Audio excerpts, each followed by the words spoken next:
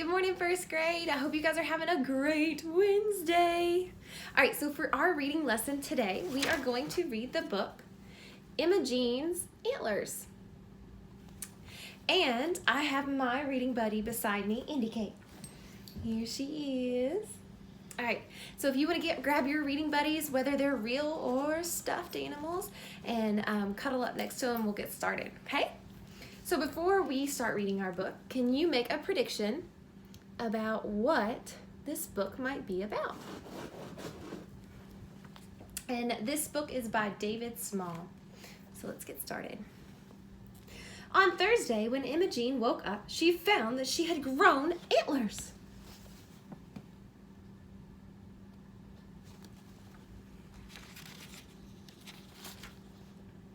Getting dressed was difficult, and going through a door now took some thinking.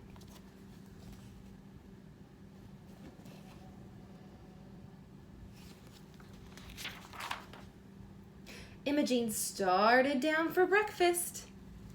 How is she going down the stairs? Indy, are you enjoying it so far? But got hung up. Oh!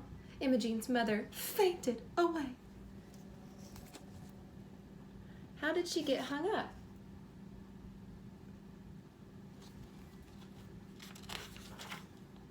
The doctor poked and prodded and scratched his chin.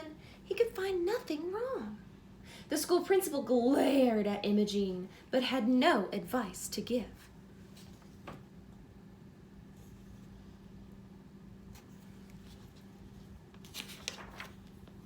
Her brother Norman consulted the encyclopedia and then announced that Imogene had turned into a rare form of a miniature elk. What's an elk? It's like a type of deer. It's a really big deer. But if it's miniature, it means it's what? Really small. Imogene's mother fainted again and was carried upstairs to bed. Indy's trying to eat the book. So this is who? Norman, her brother. Good job.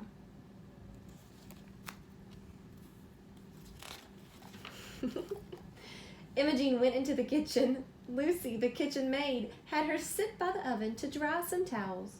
Lovely antlers, said Lucy. The cook, Mrs. Perkins, gave Imogene a donut, then decked her out with several more and sent her into the garden to feed the birds.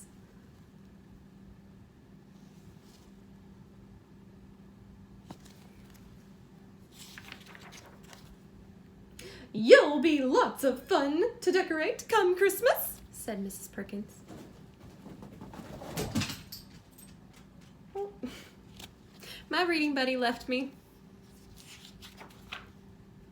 Later, Imogene wandered upstairs. She found the whole family in Mother's bedroom. Donuts, anyone? She asked.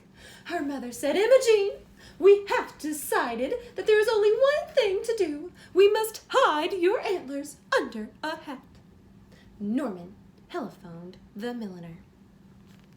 So if you don't know what a milliner is, it is someone who creates hats for women. And so right now I'm getting a text-to-text because it's reminding me of the Mad Hatter, who also creates hats in Alice in Wonderland. So I've related this book to another book like Alice in Wonderland. At 3 o'clock, the milliner arrived. Rapidly, he sketched a few designs, then set to work. Voila, said the milliner. Bravo, bravissimo, cried his assistants. Thud went Imogene's mother, who had to be carried away once more. Look at that hat. Why did it have to be so big? After dinner, Imogene practiced her piano lessons. Then, yawning, she folded her music, kissed her family, and went to bed.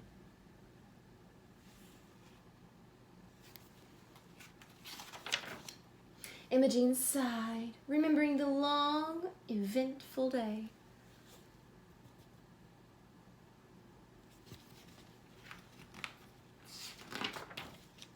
On Friday, when Imogene woke up, the antlers had disappeared.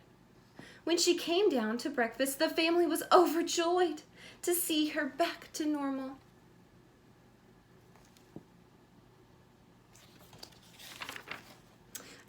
till she walked into the room. All right. So instead of antlers, she got peacock feathers. Woo! I don't know which one I'd rather have. All right, so you have 2 questions. The first one says, how did Imogene's antlers cause problems? And the second one says, how were Imogene's antlers helpful? So think of some ways of how they were a problem. What happened to Imogene when she had the antlers way up on her head? Could she do certain things? And then think about how they were helpful. What were some ways that they used in the book that they used her antlers for good? And then after you're finished, you can draw yourself with some antlers. And then you can answer this question. It says, how would you feel if you woke up and found that you had grown antlers? And if you have some feathers or some pipe cleaners or colored paper, you can actually add all kinds of things to your antlers. Like Imogene did with the donuts. You could add some things to your donuts or to your antlers. All right, I'll see you guys later. Don't forget to send me pictures. Bye.